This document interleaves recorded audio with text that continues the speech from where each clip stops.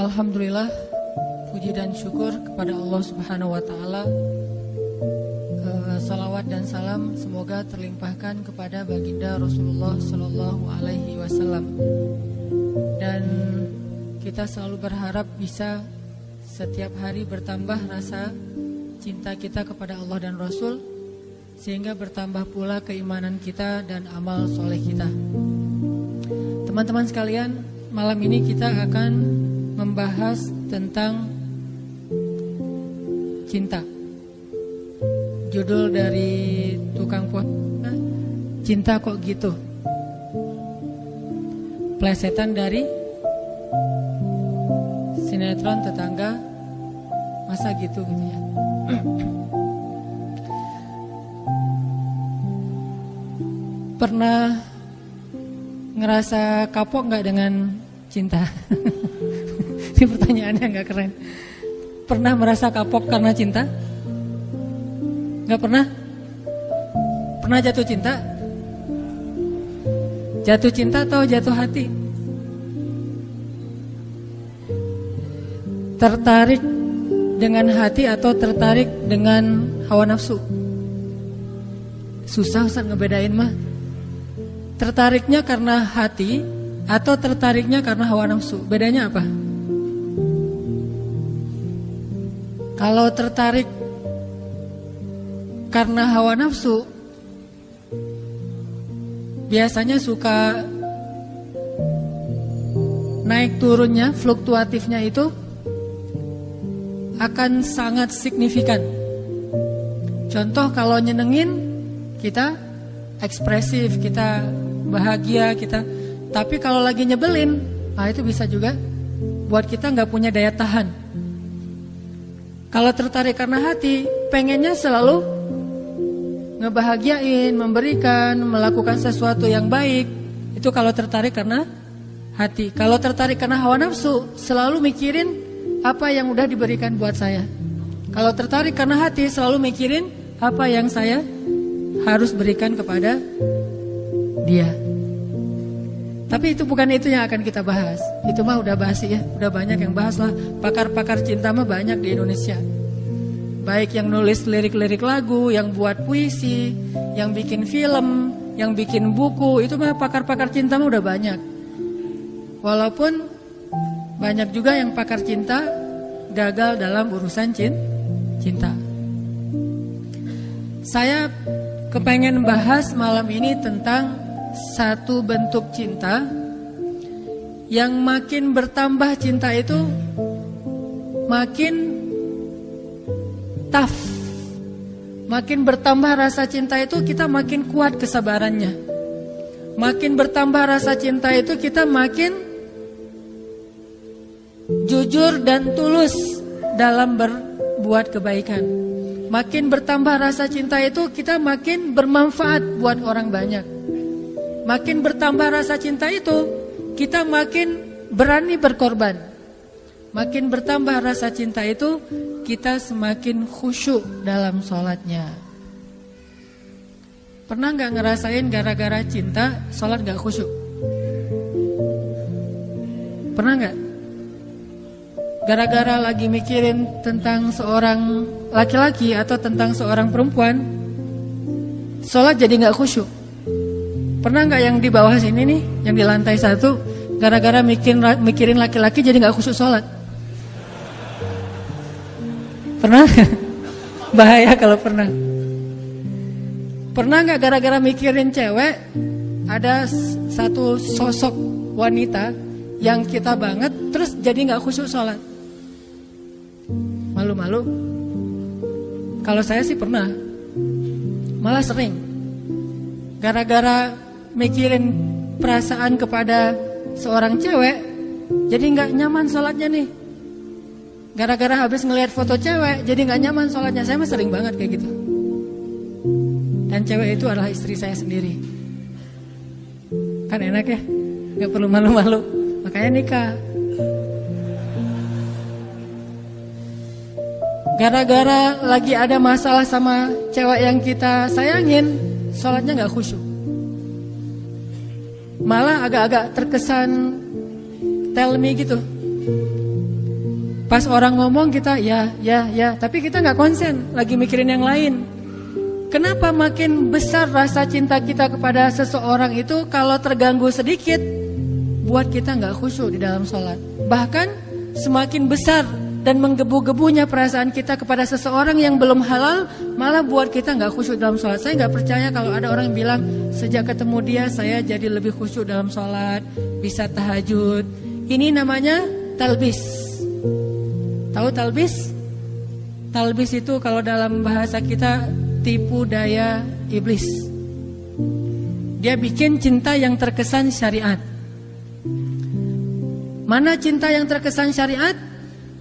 Cinta yang dibumbui dengan nasihat untuk tahajud. Cinta yang dibumbui dengan nasihat untuk baca Quran. Cinta yang dibumbui dengan nasihat ikut ta'lim bareng yuk gitu. Nunggu di mana? Di persimpangan itu. Saya nggak bawa kendaraan, ya udah bareng aja. Masih mending kalau naik motor kelihatan orang, kalau naik mobil nggak kelihatan siapa-siapa. Belum lagi kaca-kacanya itu pada anti sensor ya. Nah ini awalnya sih pengen ikut taklim, pengen bangunin tahajud, tilawah Al-Quran. Udah sampai juz mana? Udah sampai juz 20. Kamu di mana? Deket-deketan kamu lah, nggak akan jauh, kayak gitu ya. Hebat ya, kamu dua berapa? 21. Kok bisa? Soalnya saya nggak baca juz 1 sampai 20, bacanya juz 21 doang. Di mana kamu, saya di situ. Ini artinya cinta-cinta yang dibumbui dengan religi. Saya nggak ngomong baik atau buruk, cuman cinta yang kayak gini nih biasanya agak-agak modus. Hanya ketika pacaran doang bisa kayak gitu. Udah selesai, nanti udah halal, udah nikah. Kalau dia bukan karena Allah, itu akan berubah. Pasti kayak gitu. Makanya kita akan bahas satu cinta yang makin nambah itu makin khusyuk sholatnya. Yang makin nambah cinta itu makin buat kita bersemangat beramal soleh. Yang makin nambah cinta itu buat kita semakin istiqomah. Yuk kita baca Al-Quran dulu. Coba teman-teman buka surat At-Taubah ayat 24. Surat At-Taubah ayat 24.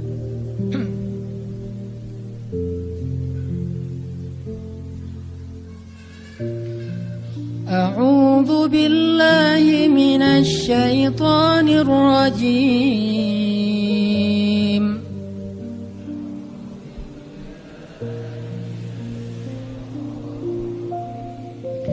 Qul in kana aba'ukum wa abna'ukum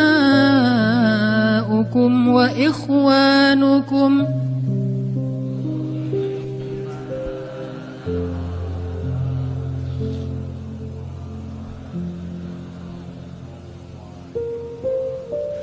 وإخوانكم وأزواجكم وعشيرتكم وأموال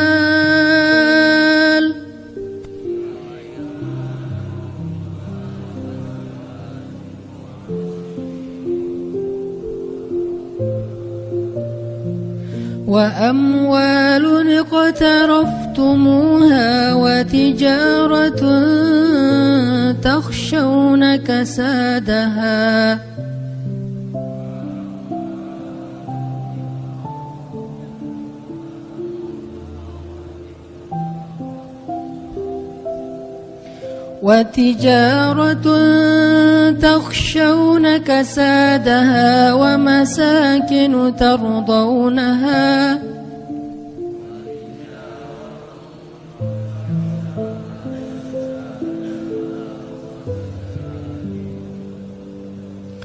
ومساكن ترضونها أحب إليكم من الله ورسوله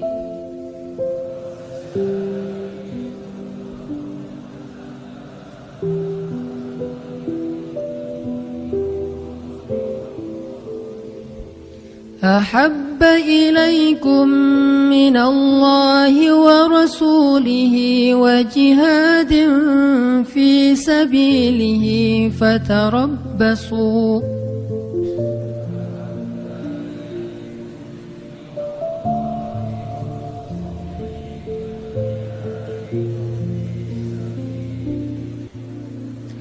فتربصوا حتى يأتي الله بأمره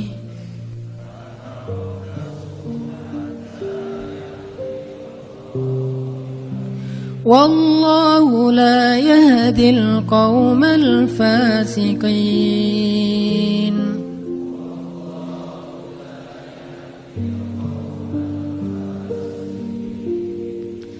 Katakanlah, jika ayah-ayah, anak-anak, saudara-saudara, istri-istri, serta keluargamu, harta kekayaan yang kamu usahakan, perniagaan yang kamu khawatirkan kerugiannya, dan tempat tinggal yang kamu sukai, lebih kamu cintai daripada Allah dan Rasul-Nya, dan dari berjihad di jalan Allah, maka tunggulah sampai Allah mendatangkan keputusannya kepadamu. Dan Allah tidak memberi petunjuk kepada orang-orang yang berbuat kefasikan.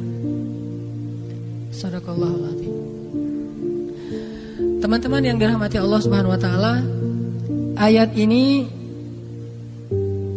menjelaskan kepada kita tentang resiko kalau kita mencintai sesuatu melebihi cinta kepada Allah dan Rasul. Pokoknya kata Allah di sini, nggak mungkin kalian akan bahagia kalau kalian mencintai sesuatu melebihi cinta kalian kepada Allah dan Rasul. Gak mungkin kalian akan dapat apa yang kalian inginkan kalau kalian mencintai seseorang atau sesuatu melebihi cinta kalian kepada Allah dan Rasul. Itu gak mungkin. Bukan hanya gak mungkin, bahkan Allah mengancam dengan sebuah ancaman, fatarabbasu, hati-hati kalian, kata Allah. Artinya gak boleh seorang hamba itu menduakan cintanya kepada Allah dengan cintanya kepada makhluk. Itu gak boleh. Kalau dia mencintai makhluk, harus karena Allah. Kalau dia mencintai makhluk bukan karena Allah, Allah bilang fatarabbasu, hati-hati. Makhluk itu kata Allah bukan orang yang jauh. Makhluk itu kata Allah orang yang dekat dengan kita, orang yang layak kita cintai. Dan tidak dosa mencintai mereka, kecuali kalau bukan karena Allah. Orang tua, bukankah kewajiban seorang anak mencintai orang tua? Tapi kalau bukan karena Allah atau melebihi cintanya kepada Allah daripada cintanya kepada Allah, maka itu akan fatarabbasu, hati-hati kata Allah. Tunggu aja kata Allah. Ini tegas bahasanya, dan Allah meletakkan ayat ini di dalam surat At-Taubah. Dan salah satu di antara ciri khas dari surat At-Taubah isinya adalah tentang orang-orang munafik. Bisa jadi teman-teman, kalau kita mau jujur menilai diri kita mukmin apa enggak, coba lihat. Jangan-jangan cinta yang selama ini kita rasakan itulah yang menjadikan tanda-tanda kemunafikan pada diri kita. Kalau kita mau tahu saya ini mukmin apa munafik, salah satunya lihat aja dalam urusan cinta. Apakah kita mencintai seseorang atau sesuatu melebihi Allah dan Rasul?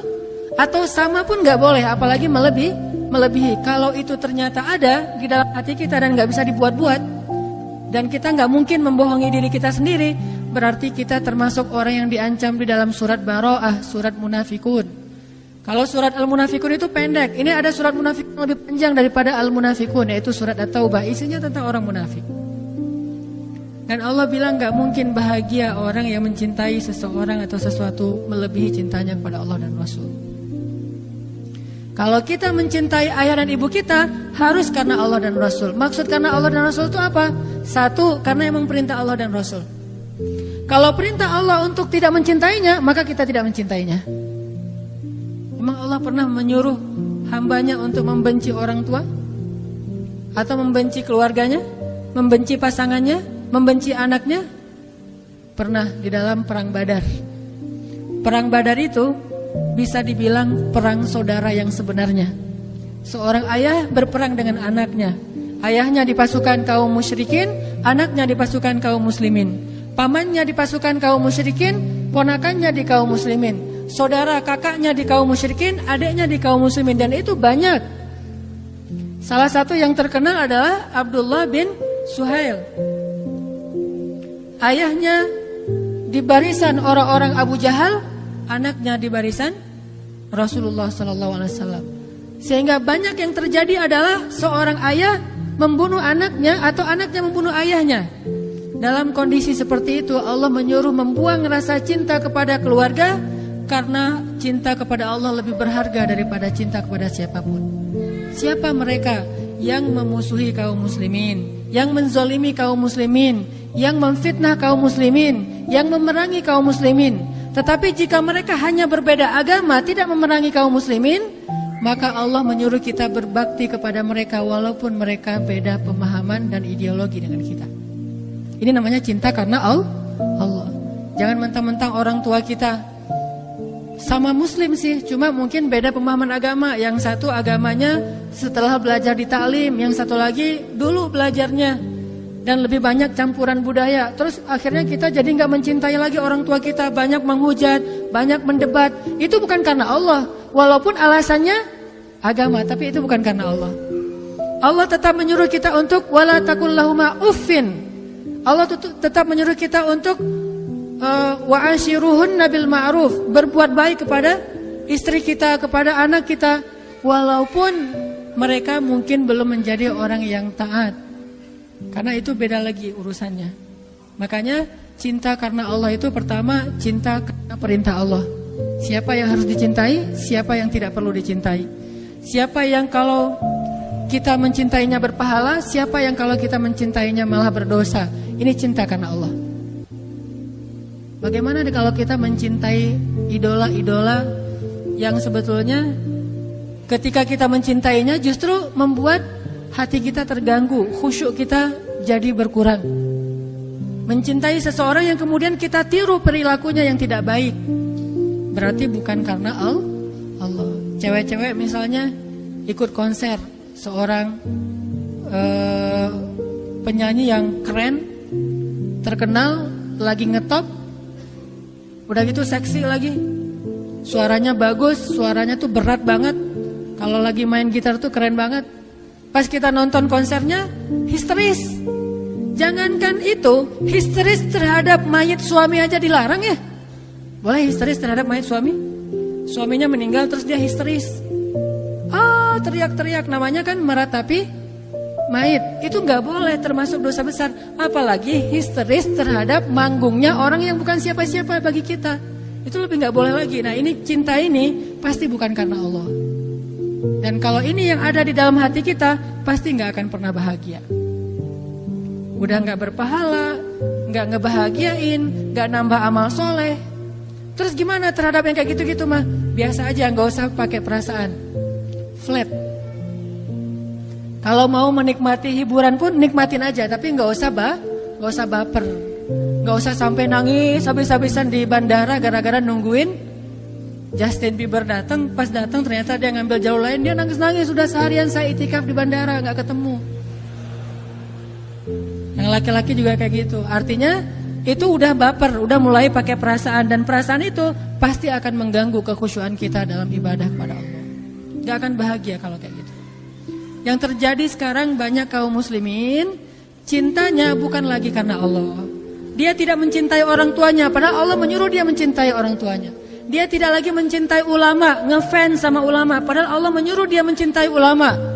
Wa kunu ma'as shadiqin, kata Allah, dan tetaplah kamu, jadilah kamu, bersamalah kamu dengan orang-orang yang salih. Dia tidak lagi menjadikan para sahabat sebagai idolanya. Ini bukan karena cinta karena Allah.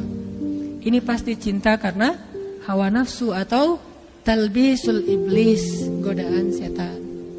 Makanya coba kita revolusi cinta kita. Revolusi cinta. Dari cinta yang karena hawa nafsu, karena hiburan, karena keren menurut kita, menjadi cinta karena Allah. Tapi tetap bisa menikmati hiburan, kekerenan, segala macam yang sifatnya masih mubah, silakan dinikmati. Tetapi jangan pakai perasaan, karena itu berbahaya. Sekedar hiburan aja, karena Allah juga gak ngelarang kita berhibur. Dalam istilah hukumah ada yang wajib, ada yang sunnah, ada yang mubah, ada yang makruh, ada yang haram, kan gitu ya. Maka sebagian besar hiburan itu adalah yang mubah. Mubah itu artinya nggak dilarang, nggak disuruh. Secara pahala nggak berpahala, nggak berdosa, biasa-biasa aja gitu. Nggak nambah pahala, nggak nambah dosa. Kayak kita misalnya lagi nyanyi, nyanyinya masih lagu-lagu yang biasa dan kita nyanyi sendiri, apalagi gitu ya. Nyanyi sendiri atau dengar musik sesuatu yang masih wajar, bukan musik-musik yang dilarang. Ini nggak nambah pahala, nggak nambah dosa. Atau jalan-jalan nambah pahala? Kalau jalan-jalannya murni karena pengen menikmati hari libur, pengen menikmati alam, pengen senang-senang dengan keluarga, teman, ini nggak nambah pahala, nggak nambah dosa, namanya mubah.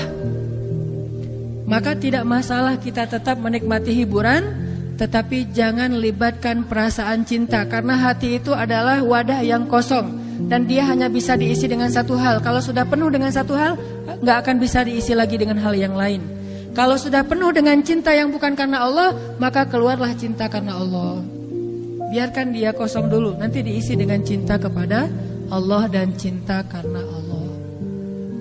Mencintai orang tua, mencintai ulama, mencintai orang soleh, mencintai orang-orang yang mencintai Allah dan mencintai amal-amal yang membuat kita dicinta oleh Allah Subhanahu wa taala. Ini cinta yang coba kita revolusi, kita bangun dalam hati kita. Dan kalau udah dapat, insya Allah beramal soleh itu akan ringan banget. Nanti kita dengarkan kisah-kisah inspirasinya. Mencintai Rasulullah SAW, mencintai para sahabat. Para sahabat itu jangan cuma, oh ya hebat mereka mah soleh, oh ya mereka mah orang-orang luar biasa. Tapi kita nggak sampai cinta gitu, nggak sampai kebawa perasaan tentang para sahabat, itu berarti belum. Apalagi kepada Rasul. Kalau lagi ngomongin sahabat itu harusnya tuh kayak ngomongin seseorang yang kita kagumin banget, kita jadi semangat gitu. Berarti orangnya mencintai sahabat. Saya kalau lagi diajak ngomong tentang, sebutlah, mungkin nggak bisa mencintai semua sahabat secara sama, pasti berbeda-beda. Ada yang paling kita ngefans banget. Saya pribadi paling ngefans tuh sama Umar bin Khattab. Sisi apanya? Bukan sisi kerasnya, tapi sisi kecerdasan dan jeniusnya Umar bin Khattab. Banyaknya ijtihad Umar bin Khattab di masa kekhalifahannya. Banyaknya inovasi-inovasi dalam pemerintahannya. Saya cinta banget sama Umar dalam urusan kecerdasannya. Mungkin Umar kalau hidup di zaman kita akan banyak ngelakuin inovasi dalam pemerintahan. Akan banyak melahirkan produk-produk fikih yang mungkin bagi sebagian orang dianggap mengada-ngada nih, nggak ada di zaman Rasul. Memang nggak ada, terus kenapa kata Umar? Bukankah ini baik? Dan saya yakin kalau Rasulullah masih hidup pasti Rasulullah akan setuju. Karena ini baik. Ini yang saya ngefans banget sama Umar. Siapa lagi yang saya ngidolain banget? Kalau laki-laki adalah Ali bin Abi Thalib. Orang yang dari kecil udah bersih, gak pernah melihat auratnya sendiri, apalagi aurat orang lain. Dalam peperangan hampir membunuh musuh, tapi gara-gara musuh kesobek celananya sehingga kelihatan auratnya cuma paha doang, Ali jadi berpaling muka dan tidak jadi membunuh musuhnya. Kenapa? Menjaga pandangan. Ini ngefans banget, walaupun saya belum bisa ngejaga pandangan seperti Ali. Ini artinya kalau lagi ngebahas Ali itu jadi kangen sama Ali. Kalau ngebahas Umar itu jadi kangen sama Umar. Apalagi kalau ngebahas tentang Rasulullah SAW, rasanya rindu ingin ada di antara bersama Rasulullah SAW. Pernah mimpi ketemu Rasul? Berbahagialah teman-teman kalau yang pernah bermimpi ketemu Rasul. Walaupun kita gak akan pernah ingat wajah Rasul, karena mustahil orang mengingat wajah Rasulullah kalau hanya ketemu dalam mimpi, mustahil. Kalau ada yang mimpi ketemu Rasul terus bisa menggambarkan sketsa wajah Rasul, itu adalah bisikan setan. Kalau mimpi ketemu Rasul, ketemu sih, cuma lupa wajahnya kayak gimana. Kata Nabi, siapa yang melihat aku dalam mimpi, maka dia seperti melihat aku dalam kenyataan. Siapa yang melihat Rasulullah dalam mimpi, berarti dia seperti melihat Rasulullah dalam kenyataan. Benar-benar ketemu dengan Rasulullah, seolah-olah dia menjadi salah satu di antara golongan sahabat Nabi. Siapa yang tidak bahagia masuk dalam golongan sahabat Nabi? Gimana caranya? Mimpi ketemu Rasul, dan itu gak bisa dibuat-buat. Kalau gak cinta, gak mungkin mimpi. Saking cintanya, jadi kebawa mimpi. Dan itu butuh doa, butuh cinta, butuh usaha, butuh pengorbanan, sehingga nanti Allah akan memberikan kita hadiah mimpi ketemu Rasulullah SAW. Saya dulu pernah waktu kecil banget, sebelum saya sering ikut musabaqah, mimpi ketemu Rasul. Terus Nabi bilang gini, dia panggil nama saya, tapi nama itu ada di KTP, bukan nama yang Hanan Ataki ya. Cari aja nanti nama aslinya. Dia manggil Fulan, Fulan, kamu mah, kalau bahasa kita, kamu jangan tinggalkan Al-Quran, peganglah Al-Quran, kata beliau. Udah gitu saya belajar Al-Quran jadi juara musabaqah. Kebawanya tuh ke juara musabaqah. Pas saya udah mulai agak-agak gede, udah remaja, mulai puber dan agak jauh dari Al-Quran, mimpi lagi. Mimpinya masuk surga, tapi surganya gak enak banget. Surganya tuh gelap, surganya itu gak ada lampu. Terus istananya itu kayak saung-saung yang udah reot gitu. Terus ada hujan, terus saya duduk dalam saung tuh terus kehujanan. Loh kok surga kayak gini ya, mending di rumah saya daripada di surga. Ternyata saya semakin jauh dari Al-Quran, Allah kayak ngasih sebuah gambaran tentang amal saya gitu. Amal kamu itu kayak gini, rapuh, gak jelas, gak ikhlas, pokoknya banyak aja tegurannya. Sampai sekarang saya kangen pengen mimpi lagi ketemu Rasul, tapi belum bisa. Berarti memang amalnya belum baik, belum setulus, belum sepolos ketika saya masih kecil. Ini artinya kalau kita benar-benar mencintai seseorang karena Allah, saat ngebahas tentang orang itu kita jadi semangat. Saat membahas tentang orang itu kita jadi rindu, kita jadi pengen tahu tentang mereka. Kita jadi, kalau ibarat kita di Instagram atau di sosial media tuh kepo gitu. Ada cewek nge-like postingan kita, terus dia di gambar profilnya kayaknya cantik gitu. Kalau bahasa anak di komennya bening gitu kan ya.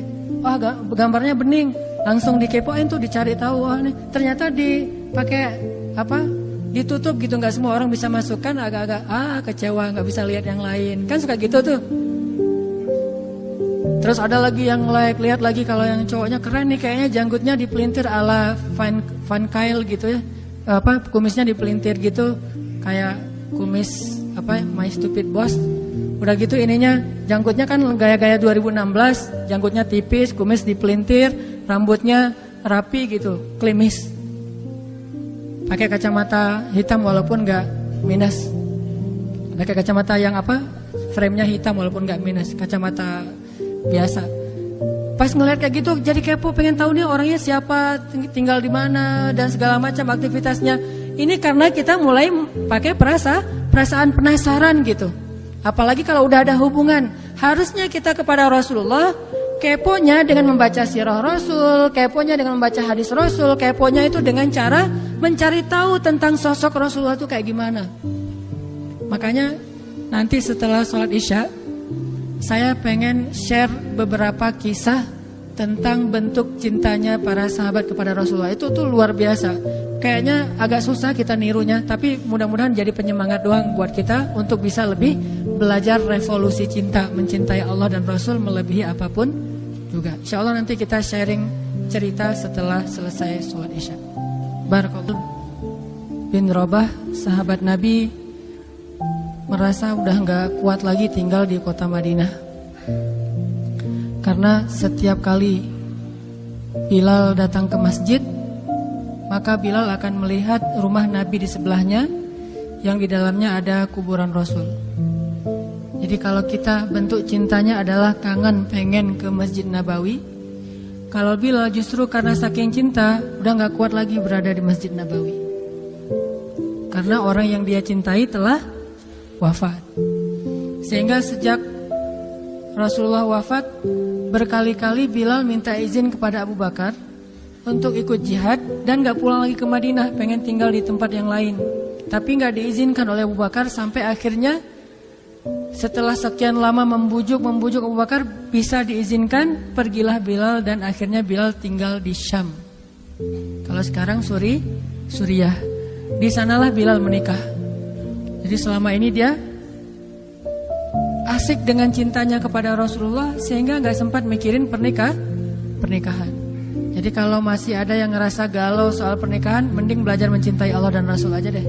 Insya Allah gak akan galau lagi soal kapan nikah, gak apa-apa. Saya mah udah punya cinta yang besar, yaitu kepada Allah dan Rasul. Akan tersibukkan dengan sendirinya hatinya dengan cinta yang sebenarnya. baru berangkat ke Syam. Sampai di Syam, Bilal menikah di sana. Menikah di sana, hidup di sana, sampai setelah beberapa tahun berada di Syam, akhirnya bergantilah pemerintahan dari masa Abu Bakar ke masa Umar bin Khattab. Setelah beberapa tahun di Syam, pada suatu malam Bilal menangis. Malam-malam dia bangun nangis, gerung-gerung gitu kayak anak kecil. Istrinya nanya, "Ya Bilal, ada apa? Ada apa? Kamu mimpi buruk?" "Enggak, justru ini mimpi baik." "Mimpi apa?" "Aku mimpi ketemu dengan Rasulullah SAW." Dan Rasulullah bersabda, "Siapa yang melihat aku dalam mimpi, berarti dia melihat aku dalam kenyataan." Aku bertemu dengan Rasulullah di dalam mimpi dan Rasulullah berkata, "Ya Bilal, kami rindu kepadamu. Sudah lama engkau tidak mengunjungi kami ya Bilal." Setelah bangun dari mimpi itu, Bilal semakin rindu kepada Rasul, merasa bersalah udah lama gak menjenguk Rasulullah. Akhirnya Bilal pun memutuskan untuk, kalau bahasa kita mah umroh, memutuskan untuk ziarah ke makam Rasul. Berangkat Bilal dari Syam, umroh ziarah ke makam Rasul. Melihat Bilal masuk lagi ke kota Madinah, penduduk Madinah itu berasa seperti hidup lagi di zaman Rasul. Senang gitu, dan Umar sangat senang dengan kedatangan Bilal. Sehingga selesai Bilal sholat, selesai Bilal ibadah-ibadah sunnahnya, termasuk menjenguk atau berziarah ke makam Rasul dan Abu Bakar. Kemudian Umar berkata kepada Bilal, "Ya Bilal, sudah lama kami tidak mendengar suara azan darimu. Tolong kumandangkan sekali lagi azan seperti engkau mengumandangkannya di masa Rasul. Kami rindu ingin merasakan suasana di zaman Rasul." Benar Bilal, kata para sahabat yang lain yang ada di situ. Umar, kemudian Abdurrahman, beberapa orang sahabat, "Ya Bilal, azan, kami ingin mendengar suaramu seperti dulu kami mendengarnya di masa Rasul." Kata Bilal, "Saya tidak akan kuat." Kata mereka, Coba dulu kamu usahakan, karena kami ingin sekali mendengarnya. Saya tidak akan kuat. Cobalah wahai Bilal demi kami, supaya kami bisa semangat lagi dalam beramal soleh, mengikuti perjuangan Rasulullah. Akhirnya karena udah dipaksa terus, Bilal pun mengumandangkan azan. Allahu Akbar, Allahu Akbar. Kota Madinah kaget mendengar suara Bilal. Orang-orang yang ada di rumah semuanya mengatakan, "Apakah Rasulullah sudah bangkit kembali? Apakah Rasulullah sudah bangkit kembali?" Mereka semuanya kaget dan bahagia, seolah-olah Rasulullah sudah bangkit dari kematiannya. Seperti Isa seolah-olah diturunkan kembali setelah dia diangkat ke langit. Satu kota Madinah tuh kaget bahagia gitu. Kayak seorang ibu yang kehilangan anaknya tiba-tiba mendengar suara anaknya dari jarak dekat dan ingin dipeluk segera anaknya itu. Saking rindunya mereka kepada Rasulullah. Allahu Akbar, Allahu Akbar. Pasar yang tadinya ramai tiba-tiba sepi mendengar suara Bilal yang masih sayup-sayup. Asyhadu an la ilaha illallah. Semuanya berlari keluar dari tempat-tempat kerja mereka, dari pasarnya, dari rumahnya. Semuanya berlari ke masjid, ingin memastikan apakah Rasulullah sudah dibangkitkan kembali. Bahagia semuanya. Apakah Rasulullah sudah dibangkitkan? Apakah Rasulullah sudah hidup lagi? Semuanya bertanya dengan pertanyaan yang sama. Asyhadu an la ilaha illallah. Semuanya semangat datang ke masjid, ngumpul, rame banget.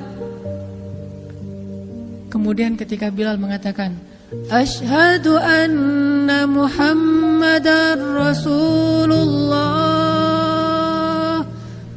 Asyhadu anna. Gak sanggup lagi Bilal, berhenti di situ. Kemudian Bilal menangis dengan suara nangis yang luar biasa kerasnya.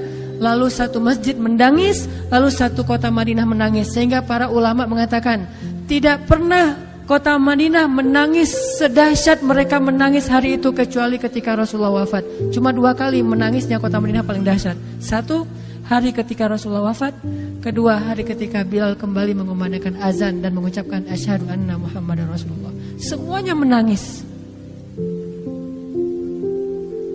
Semuanya merasa kehilangan Rasulullah. Semuanya merasa bahwa mereka ingin kembali di zaman ketika Rasulullah masih hidup. Lalu mereka bertanya setelah semuanya selesai menangis, "Ya Bilal, kenapa kamu tadi menangis?" Kata Bilal, "Dulu biasanya kalau saya selesai mengumandangkan azan, saya akan datang ke hujrahnya Rasul. Hujrah Rasulullah itu kamarnya Rasul, rumah kecilnya Rasul. Selesai azan saya akan datang ke rumahnya Rasulullah dan memanggil, ya Rasulullah, as-salah, as-salah. Rasulullah nggak keluar sampai mendengar suara Bilal memanggil beliau secara khusus. Udah selesai azan, Bilal manggil Rasul, ya Rasulullah, as-salah, as-salah. Baru Rasulullah keluar dengan wajah berseri-seri. Sekarang bagaimana saya akan memanggil Rasulullah sedangkan Rasulullah sudah bersama kekasihnya yaitu Allah Subhanahu wa taala.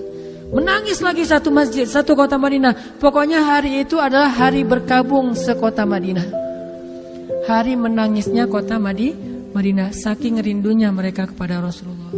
Bagaimana dengan kita ketika mendengar suara azan dan muazin mengucapkan nama Rasulullah sallallahu alaihi wasallam? Di situ kelihatan apakah kita mencintai Rasulullah lebih dari apapun juga setelah Allah Subhanahu wa taala. Kalau tidak, fatarabbasu, hati-hati. Kalau tidak, fatarabbasu, tunggu aja. Na'udzubillah min dzalik, berarti masih ada kemunafikan dalam hati kita.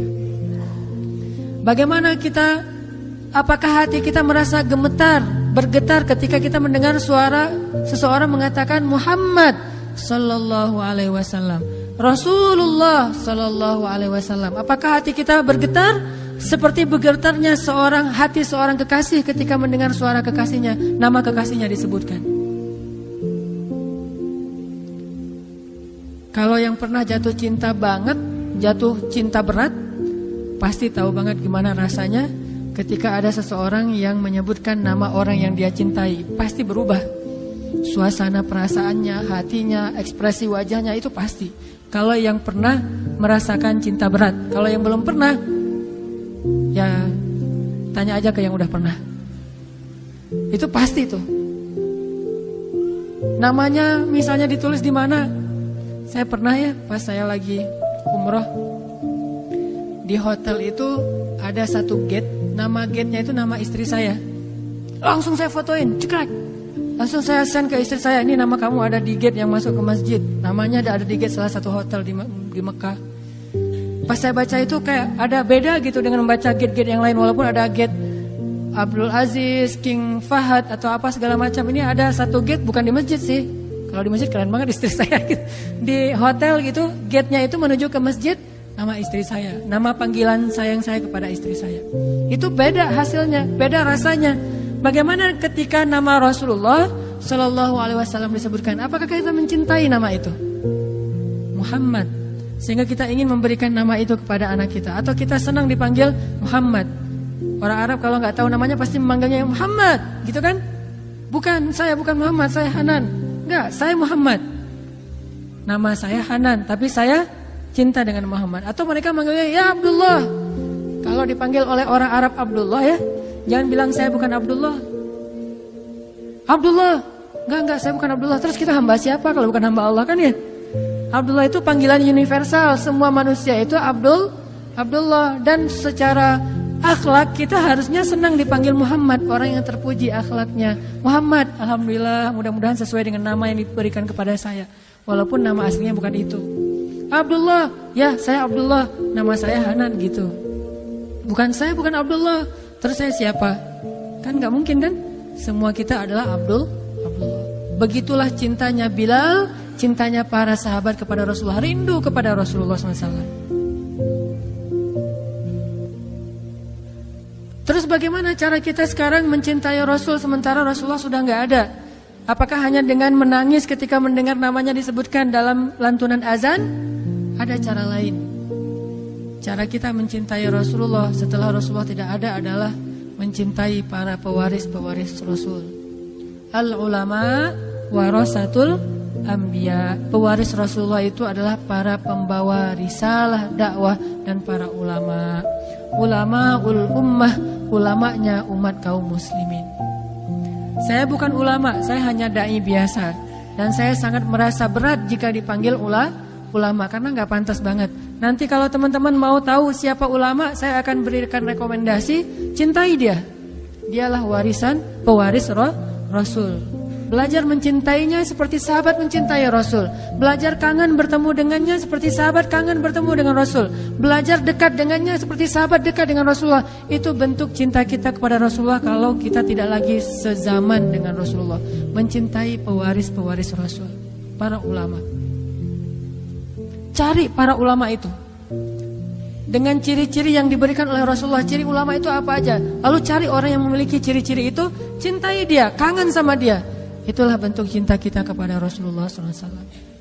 Ini kisah Bilal. Ada lagi kisah yang lain. Kisah seorang sahabat kecil. Dulu pernah saya ceritakan sebelum ada pemuda hijrah. Yang waktu itu pesertanya masih sekitar 30 orang. Yaitu Abdullah bin Zubair. Abdullah bin Zubair itu orang yang kalau sholat saking khusyuk dan tidak pernah bergerak, merpati itu hinggap di atas kepalanya. Jadi hinggap, dianggap itu batang kayu, sehingga merpati hinggap di atas kepala Abdullah bin Zubair. Itu gak kebayang deh pokoknya. Kalau ada yang pernah kayak gitu, itu luar biasa. Berarti solehnya itu udah setingkat Abdullah bin Zubair. Saya yakin belum ada di sini yang pernah sholat dihinggapi merpati. Tapi kalau sholat di EOI merpati mungkin. Saya pernah di Jeddah tuh, lagi jalan, kena pas di wajah lagi, pertanda sial kata teman saya. Kita paling-paling ya gitu doang. Kalaupun ada hewan lewat di depan kita, tapi sampai nyaman berada di atas pundak atau kepala kita, burung-burung, kan burung itu liar tuh. Artinya nggak mudah untuk bisa merasa nyaman di atas sesuatu. Kalau sampai merasa nyaman di atas kepalanya Abdullah, itu kebayang nggak tuh gimana sholat khusyuk yang luar biasa. Setelah selesai sholat, orang bilang, ya Abdullah, gimana caranya sholat yang sampai burung merasa nyaman hinggap di atas kepalamu? Malah Abdullah tanya, mana burung yang mana? Saking khusyuknya nggak ngerasa burung di atas kepalanya. Kalau kita, saya makan punya zikir khusus gitu. Udah mulai ada pengkultusan. Atau kalau kita nyamuk aja, banyak nyamuk tadi ya sholat di sini mah, nyamuk di kaki dia, kurang nggak ada autan, sofel, segala macam. Kita nyamuk lewat aja sadar banget menghilangkan khusyuk. Abdullah merpati hinggap di atas kepalanya, ditanya gimana caranya, dia bilang merpati yang mana, nggak sadar tuh ada merpati. Saking khusyuknya. Abdullah bin Zubair, dia adalah anak pertama yang lahir di kota Madinah dari orang muhajirin. Anak pertama dari orang muhajirin yang lahir di kota Madinah. Artinya tahun pertama hijrah dia lahir. Berarti Rasulullah wafat usianya berapa? Ketika Rasulullah wafat, usia Abdullah berarti berapa? 10 tahun. Anak kecil kan? Baru kelas 4 SD, 10 tahun. Nah, ada adegan anak di bawah 10 tahun. Berarti ini adegan ini sebelum Rasulullah wafat. Berarti kurang dari 10 tahun tapi udah punya cinta yang besar kepada Rasulullah. Berbahagialah kalau kita punya anak yang cinta kepada Allah, cinta kepada Rasul, cinta kepada orang-orang soleh. Ini udah punya percikan-percikan kesolehannya Abdullah bin Zubair. Dan harus punya anak kayak gini. Makanya saya kemarin, walaupun saya nggak layak dicintai kayak gitu, tapi saya ngelihat sesuatu yang inspiring dari salah satu anak teman-teman kita di sini, yang dia kangen dengan ustadz yang menurut dia soleh, walaupun kenyataannya nggak soleh, cuma ya nggak apa-apa lah, husnuzan dia ya mudah-mudahan jadi kenyataan. Dia kangen dengan ustadz itu, pengen ketemu ustadz itu, udah lama nggak ketemu. Ini baik, sama kayak Abdullah bin Zubair yang mencintai Rasulullah SAW. Pasti usianya masih di bawah 10 tahun, karena Rasulullah wafat dia 10 tahun. Gimana bentuk cintanya? Suatu saat Rasulullah sedang bekam, keluarin darah. Ketika darahnya udah keluar, Rasulullah bilang ke Abdullah, tolong buang darah ini ke tempat yang gak ada yang lihat, gak ada yang tahu. Oh ya siap ya Rasulullah. Sami'na wa ata'na. Ambil darah itu, dia pergi lama, datang-datang senyum-senyum. Kata Rasulullah, kamu buang di mana ya Abdullah? Saya buang ke tempat yang tidak ada yang tahu kecuali saya dan Allah dan saya. Hah? Di mana itu ya Abdullah? Rasulullah curiga. Terus Rasulullah tanya, ya Abdullah, kamu telan darahnya, kamu minum? Iya ya Rasulullah. Diminum sama dia coba. Darah Rasul diminum sama anak usia di bawah 10 tahun. Kenapa ya Abdullah? Ya Rasulullah, saya tidak rela setetes darahmu ini dinikmati oleh makhluk yang lain. Saya lebih pengen menikmatinya daripada yang lain. Daripada saya buang dinikmati sama semut segala macam, mending saya ya Rasulullah, karena saya mencintaimu ya Rasulullah. Coba lihat ekspresi anak kecil di zaman Rasul. Ditelan darah Rasulullah. Dan darah bekam itu gak sedikit, bisa 1 labu tuh. Minimal setengah labu, nelan darah karena saking cintanya. Siapa yang ngajarin? Gak ada yang ngajarin, itu ekspresi aja. Karena emang dia cinta banget sama Rasulullah, gila dengan cintanya kepada Rasulullah, sampai akhirnya dia minum darah. Yang kalau bahasa kita darah kotor, tapi Rasulullah gak punya darah kotor. Diminum sama dia, terus Rasulullah kemudian mengatakan, tidak akan dimakan oleh api neraka seseorang yang di dalam tubuhnya ada darah aku, yaitu Abdullah bin Zubair, salah satu yang dijamin tidak akan masuk api neraka. Lalu Rasulullah mendoakan Abdullah bin Zubair, mendoakan khusyuknya sholat, mendoakan syahidnya, sehingga dia meninggal dalam keadaan dibunuh, kemudian jasadnya digantung di Ka'bah.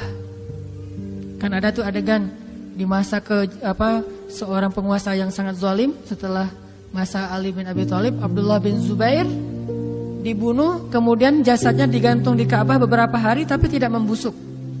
Berharap ibunya Asma binti Abi Bakar, kakaknya Aisyah, mengambil jasadnya dengan memohon-mohon kepada si pembunuh.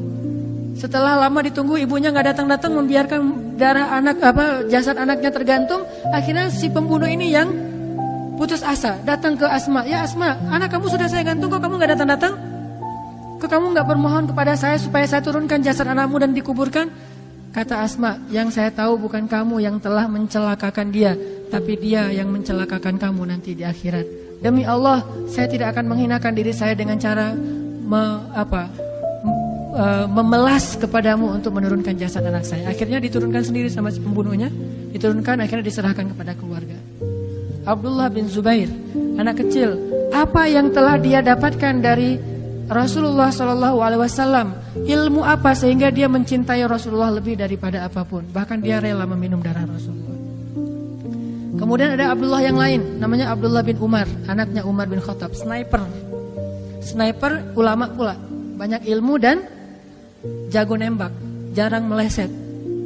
Abdullah bin Umar pernah ketika suatu hari dalam jamuan makan bersama Rasulullah, biasanya yang di sebelah kanan Rasulullah itu Abu Bakar, kemudian Umar, kemudian orang-orang yang seniornya para sahabat. Kali ini di sebelah kanannya Rasulullah itu langsung duduk Abdullah bin Umar. Langsung dia masuk ke tengah-tengah sahabat, langsung duduk sebelah Rasulullah, nggak mau diganggu. Udah gini di samping Rasulullah. Kemudian para sahabat heran, Abdullah kenapa kayak gitu? Anak-anak yang lain pada main, dia mah duduk di sebelah Rasulullah. Kemudian Rasulullah tersenyum, ya Abdullah, maukah kamu memberikan tempat ini kepada yang lebih tua? Kata Abdullah, tidak ya Rasulullah. Ke yang lain dia mau, ke Abdullah, tidak ya Rasulullah. Saking cintanya kepada Rasulullah, tidak ya Rasulullah. Kenapa ya Abdullah?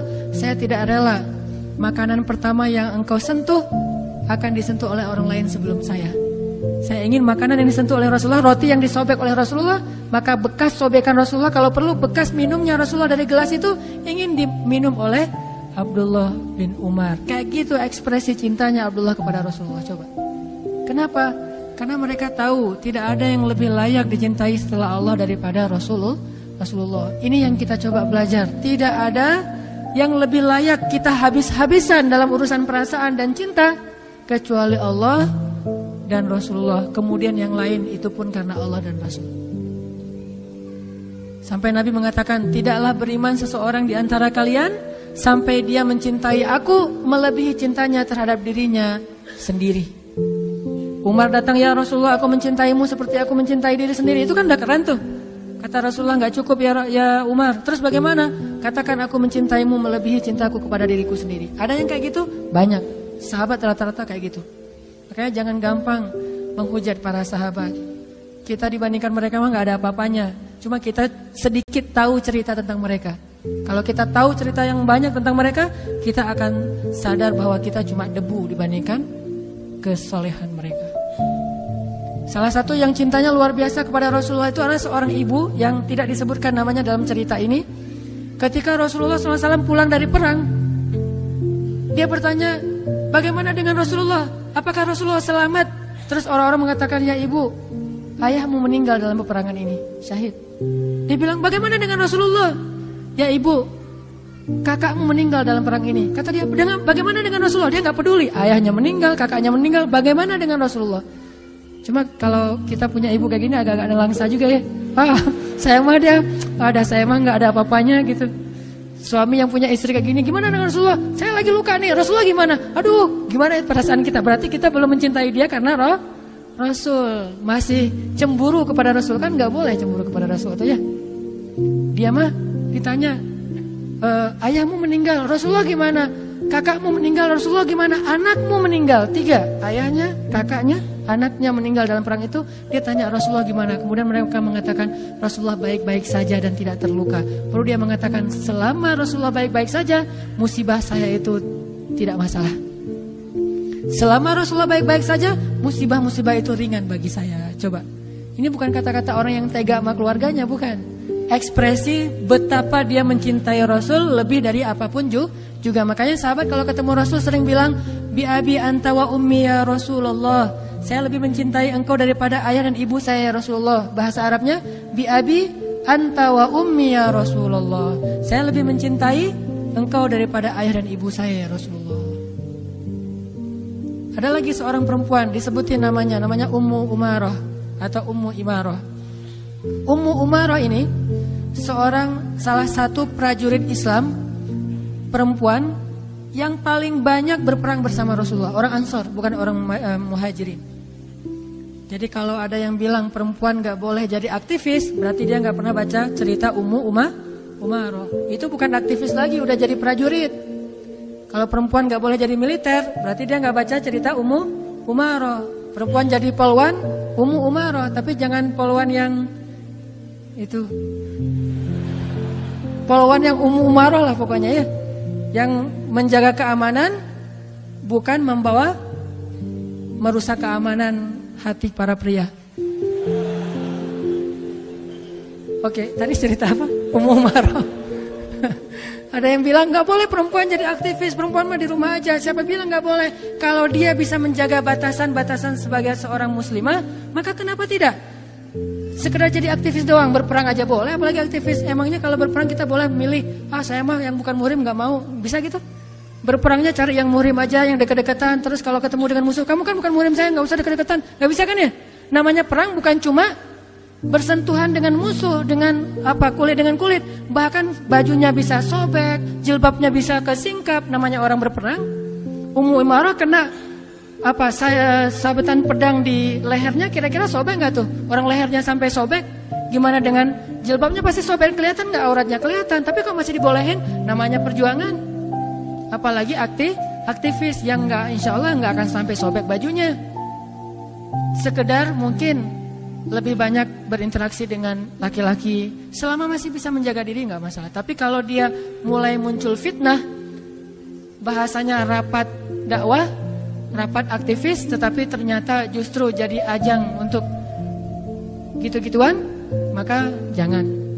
Nah, Ummu Umarah seorang mujahidah yang paling pemberani. Julukannya apa? Hamraul Asad.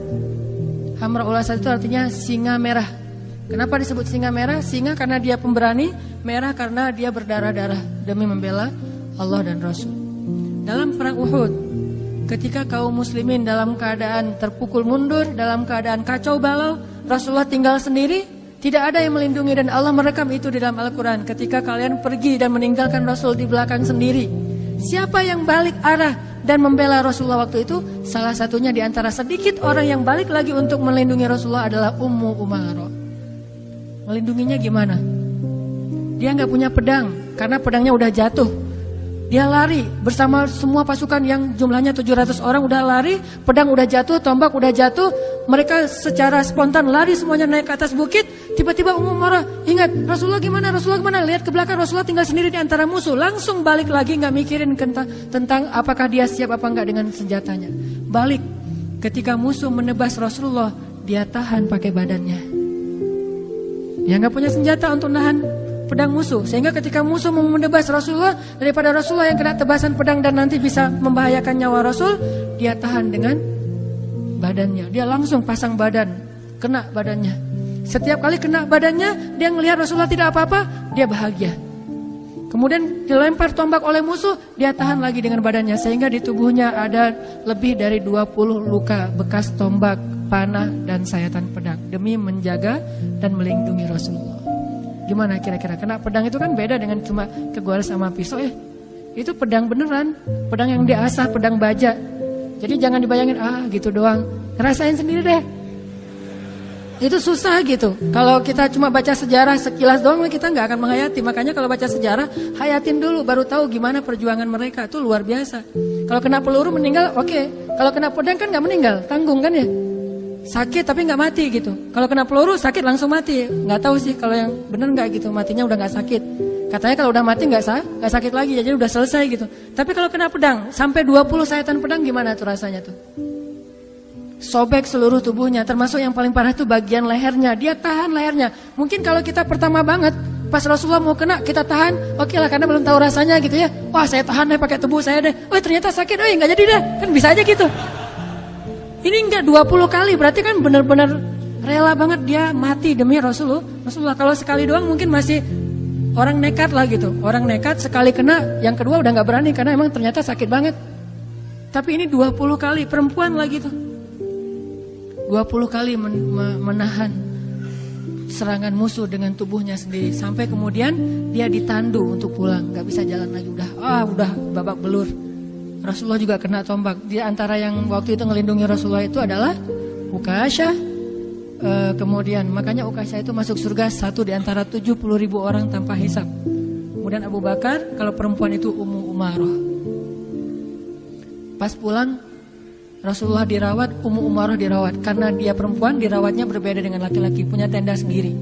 Lagi dirawat, lagi diperban, lagi dijahit. Bekas luka-lukanya yang udah sobek kayak gitu, lagi dijahit nih. Dan orang dulu gak pakai bius kalau ngejahit. Kalau sekarang udah pakai bius masih teriak-teriak ya. Saya kemarin di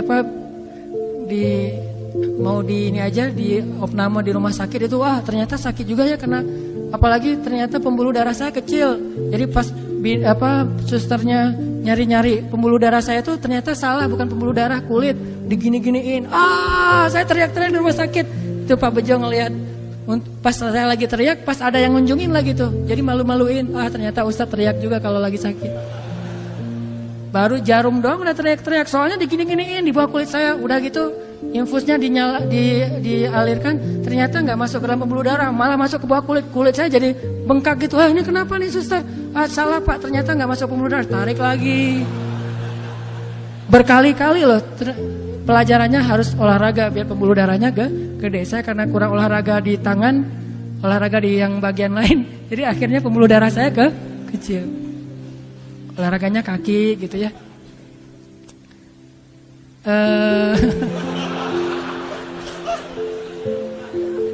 Astagfirullahaladzim. Terbawa suasana. Apa tadi? Ummu Umaroh lagi dijahit gitu ya. Sobek tuh, lukanya lagi dijahit. Maka Rasulullah bertanya bagaimana keadaan Ummu Umaroh. Rasulullah khawatir dengan nasib Ummu Umaroh. Akhirnya Rasulullah datang ke tendanya Ummu Umaroh dan bertanya, "Assalamualaikum." Kan di luar tenda tuh. Jangan mentang-mentang merasa saya mah Rasul nggak akan kegoda, main masuk aja enggak. Rasulullah aja yang Rasul nahan. Assalamualaikum. Waalaikumsalam. Man, kata Ummu Umaroh, siapa? Rasulullah. Langsung Ummu Umaroh berdiri coba.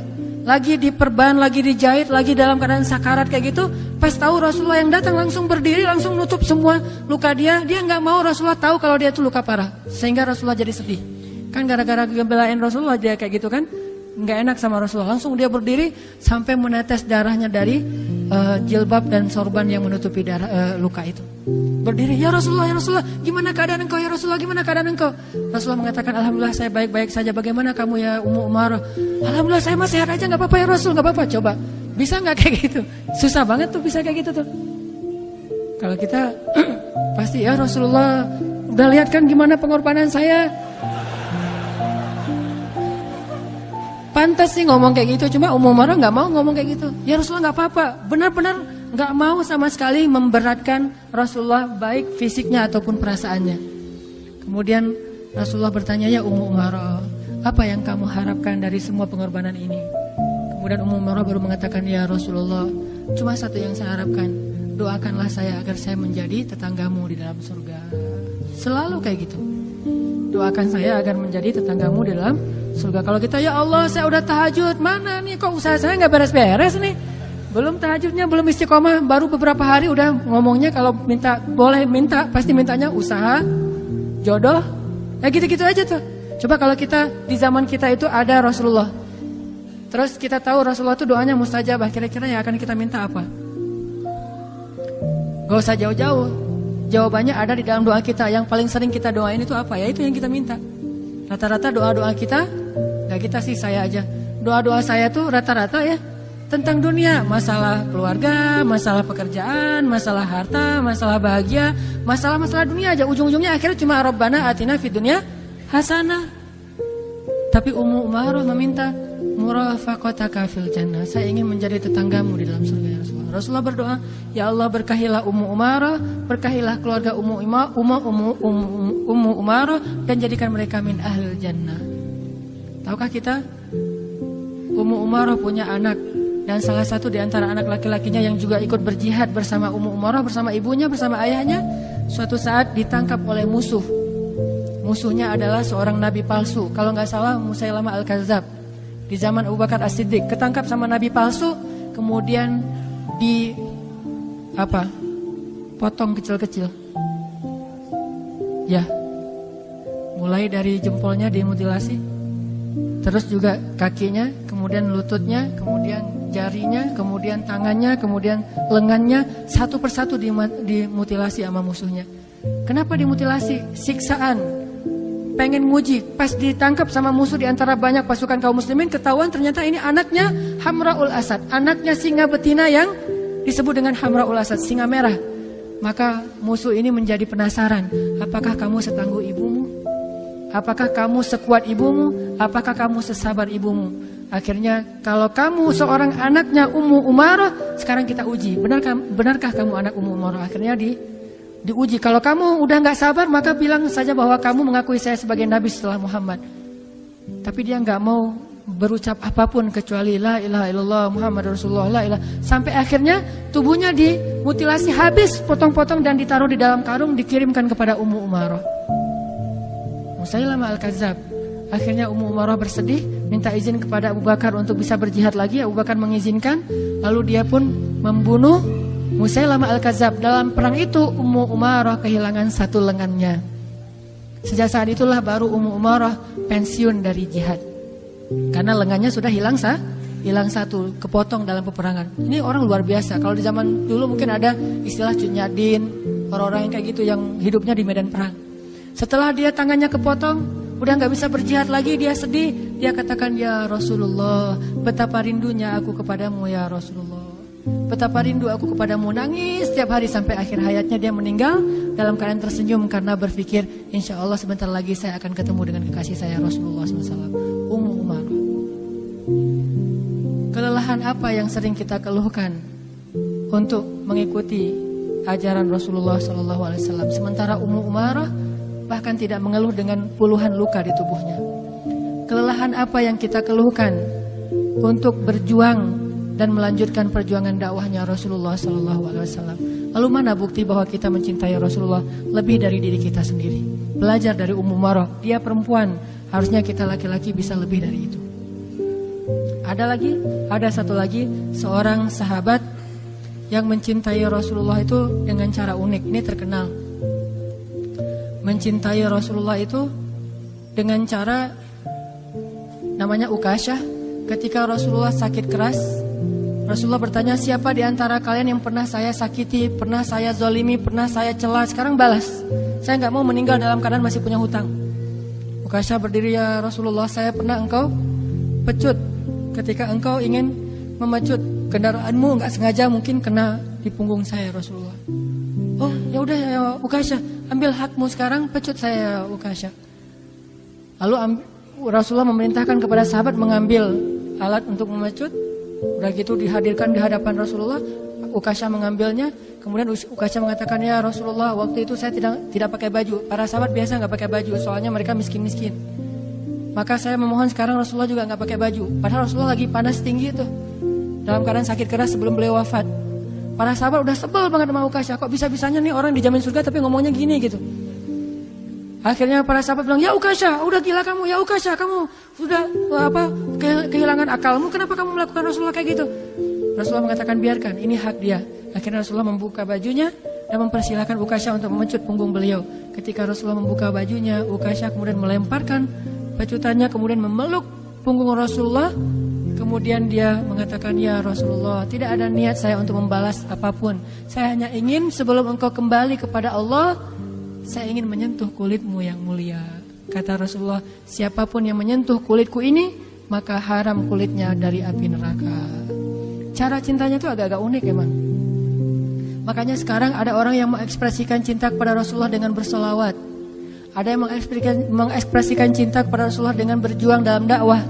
Ada yang mengekspresikan cinta kepada Rasulullah itu dengan ihya sunnah, menghidupkan sunnah Nabi.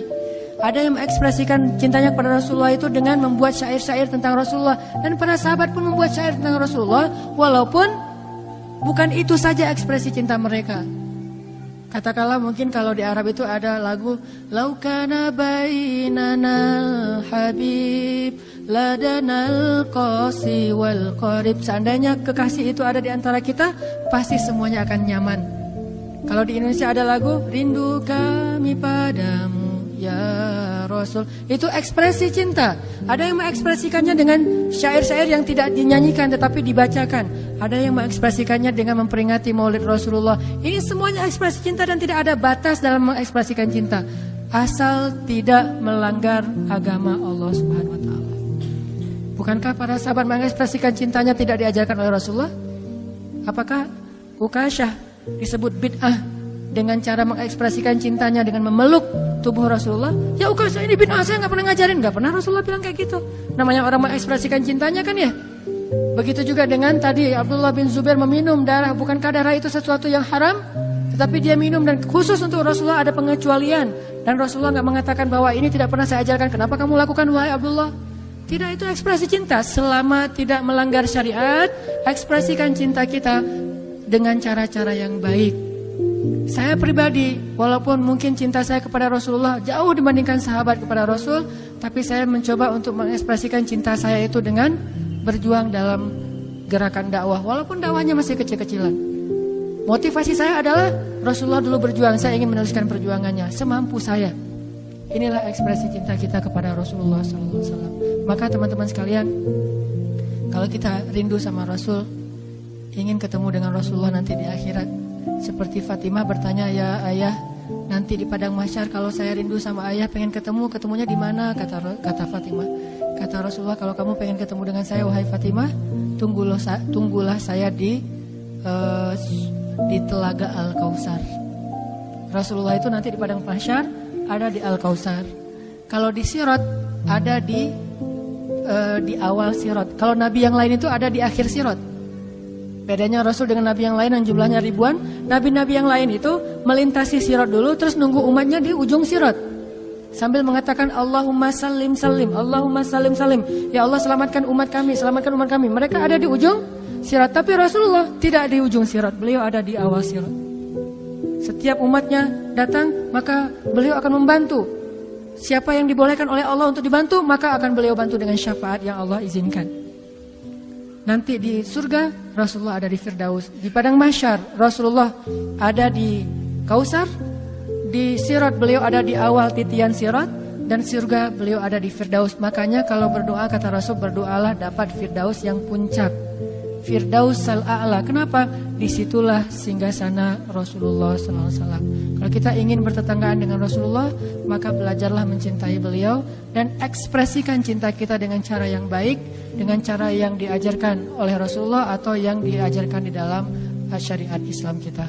Mudah-mudahan kehadiran kita pada malam ini adalah bukti kecintaan kita kepada Allah dan Rasul, dan mudah-mudahan Allah menambahkan rasa cinta itu di dalam hati kita sehingga setiap hari menjadi semakin baik amal soleh kita.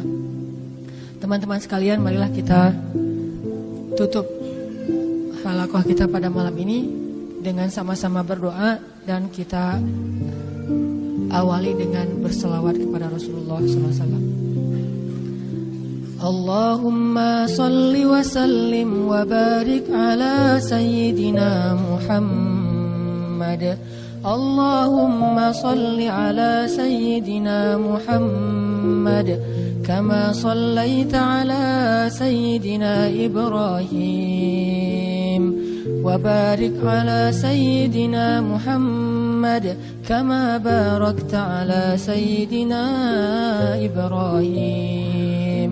اللهم صل على سيدنا محمد اللهم صل على سيدنا محمد اللهم صل على سيدنا محمد صلى الله عليه وسلم صلى الله عليه وسلم صلى الله عليه وسلم